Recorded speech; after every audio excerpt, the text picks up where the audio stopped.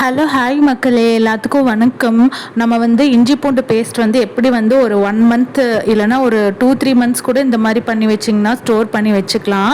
நான் இஞ்சி மட்டும் கிடச்சிது, ஸோ அதனால் இஞ்சி கட் பண்ணி அதில் உப்பு, மஞ்சத்தூள், அதுக்கப்புறமா எந்த ரீஃபைண்ட் ஆயில் ஆனாலும் நீங்கள் ஊற்றிக்கலாம். ரீஃபைண்ட் ஆயில் அதில் ஊற்றிட்டு அதுக்கப்புறமா அரைச்சி இந்த மாதிரி டப்பாவில் போட்டு வச்சுக்கோங்க. நான் இஞ்சி தனியாக பூண்டு தனியாக பேஸ்ட் பண்ணி வச்சுட்டேன் மக்களே.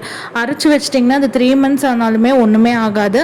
ஆனால் நாங்கள் ஒரு 1 மந்த்லேயே எனக்கு முடிஞ்சிடும் சொல்லப்போனால். இது நான் சிக்கன், மட்டன், நான்வெஜ்ஜுக்கு எல்லாத்துக்குமே நீங்கள் யூஸ் பண்ணிக்கலாம். சூப்பராக இருக்கும்.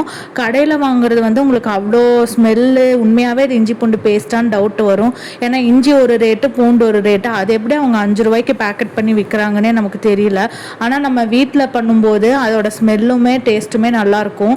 சிக்கன் மட்டனுக்கெல்லாம் போடும்போதுமே ஏதாவது மசால் குழம்பு அதுக்கெல்லாம் நம்ம யூஸ் பண்ணிக்கலாம். பாருங்கள், ஸ்டோர் பண்ணி வச்சுருக்க பாருங்கள். இது ஃபுல்லுமே இந்த பாக்ஸில் ஃபுல்லாக இருக்கிறது எல்லாமே இஞ்சி தான். போட்டு நீட்டாக போட்டு நல்லா மிக்ஸ் பண்ணி வச்சுக்கோங்க. இன்னொரு பாக்ஸில் பூண்டு போட்டு வச்சுருக்கேன், அது தனியாக. பூண்டு எனக்கு கம்மியாக தான் கிடச்சிது. இன்னும் வாங்கினோன்னா பண்ணி அதில் ஸ்டோர் பண்ணி வச்சுக்கலாம். இதை நல்லா மிக்ஸ் பண்ணி விட்டுருங்க. பழைய இஞ்சியும் புது இஞ்சியும் மிக்ஸ் பண்ணி விட்டு வச்சுக்கலாம். தேங்க்யூ ஆல், பாய்.